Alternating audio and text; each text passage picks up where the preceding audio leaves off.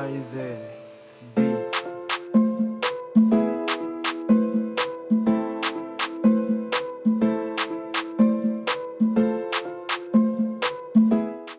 Bienvenue pour une nouvelle édition de Found Talent in Africa. Aujourd'hui, c'est une édition un peu spéciale. Nous allons vous présenter l'art de jouer d'un instrument.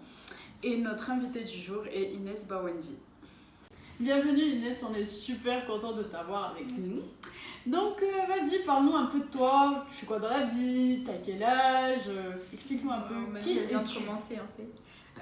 Bon, je m'appelle Inès Bawendi, j'ai bientôt 17 ans, donc en septembre. Et je passe un bac L, donc l'année prochaine. Donc l'année prochaine, je rentre en terminale. Ta passion a commencé, genre à quel âge tu as commencé en fait?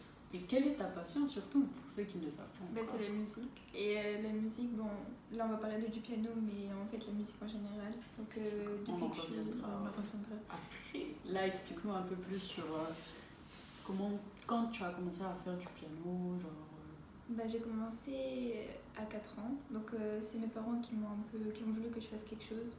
Parce qu'ils pensaient que j'avais du potentiel un peu inexploité, on va dire. Du coup, ils voulaient que je me lâche quelque part. 4 ans. 4 ans, oui. Quand même. Donc 4 ans, j'ai voulu jouer de la guitare parce que dans ma tête, j'étais un peu petite et je voulais juste faire genre dans les films et tout. Du coup, j'étais vraiment excitée à l'idée de faire de la guitare, ce qui est bizarre parce que c'est pas du tout ce que je fais aujourd'hui. Et donc je suis arrivée à un conservatoire, un tout petit conservatoire, surtout de musique orientale. Donc c'est pour ça que, on verra après, mon répertoire il est un peu plus en bref. Et du coup, on m'a dit que j'étais beaucoup trop petite, enfin je faisais 1m5 quoi, c'est pas trop un gabarit pour faire de la guitare. On m'a dit de prendre mon temps et de commencer par le piano parce que c'est un peu la base de tout. Donc une fois que tu joues du piano, tu as une plus grande aisance pour tout le reste en fait. Donc c'était plus... c'était pas un choix qu'on t'a imposé, enfin, de base c'était pas du tout un choix. Ouais, mais après ça s'est révélé être vraiment quelque chose de fort en fait. D'accord, ok. Et qu'est-ce que te procure, maintenant à ton âge, cette passion?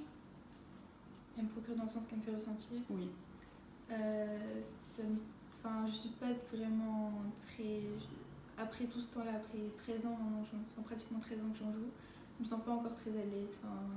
Mais je sens que quand je joue, il y a que moi. Et des fois, tellement ça va loin, je sens que c'est de la musique hors de moi. Je sais pas comment expliquer, c'est quelque chose qui s'explique pas vraiment en fait. Voilà. Tous les artistes ressentent ça en fait. Ouais, mais c'est aussi très très dur, faut pas peut-être qu'on en parle. Ouais. Voilà. Pour toi, donc, cette passion, est-ce que tu pourrais considérer ça comme un échappatoire du monde réel? Genre... On va dire que oui. Où tu te sens dans ton monde en fait. Tu te sens dans ton monde, ouais, mais ça dépend dans quel sens. Par exemple, la musique que je joue, en fait, je fais différentes choses. Il y a des choses que j'essaye de faire moi-même. J'ai essayé déjà de composer, mais bon, c'est pas vraiment ce que je préfère. Je préfère interpréter, donc j'interprète des morceaux de tout genre, de tout genre, j'ai pas okay. De tout répertoire, et donc à ma manière.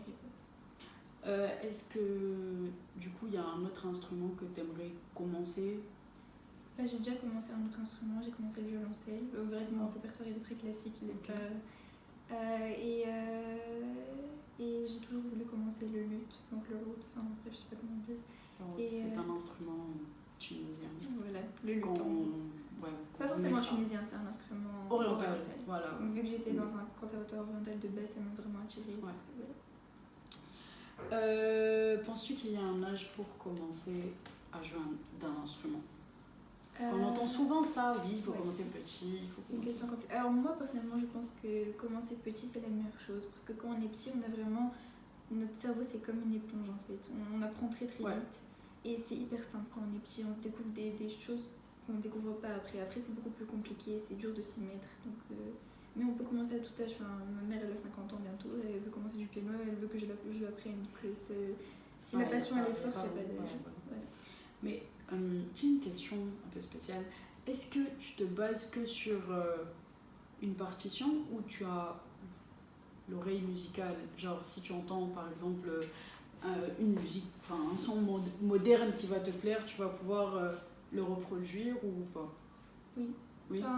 Après tout ce temps-là que tu joues, t'es habitué et tout. Bon, certes, je joue beaucoup avec des partitions. C'est comme ça qu'on apprend la musique. On n'apprend pas la musique comme ça. C'est sûr. Même si on est très intelligent, ça vient pas tout seul, il y a beaucoup de travail derrière, faut pas croire que c'est inné. Mais oui, c'est-à-dire quand il y a un air comme ça qui passe, tu trouves facilement les notes, tu trouves facilement les couplets, tu te retrouves. Pour finir, une dernière question qui n'est pas vraiment ciblée sur la musique, mais c'est vraiment une question qui nous tient à cœur. Quelle est ta vision de l'Afrique? Ma vision de l'Afrique. Oui. Qu'est-ce que, pour toi, quand on dit l'Afrique, à quoi ça te fait penser? C'est quoi? Malheureusement, tiers-monde. Ouais. Parce que c'est la réalité, il faut le dire, quoi. Mais c'est un continent dont on ne parle pas assez, qu'on n'essaie pas tellement de montrer les belles choses qu'il y a à voir. Ouais. On n'essaie pas de le mettre en valeur. Et je pense que justement ce projet il est pas mal. Donc c'est plutôt un projet personnel pour les gens, seuls en fait, individuellement, mais ça va quand même regrouper du monde. Ouais, et toucher le collectif. pas mal de personnes, voilà. C'est ici que s'achève notre épisode du jour.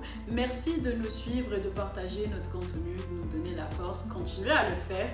Toutes les informations sont en bas de l'écran. Et n'oubliez pas que Africa must trust in Africa.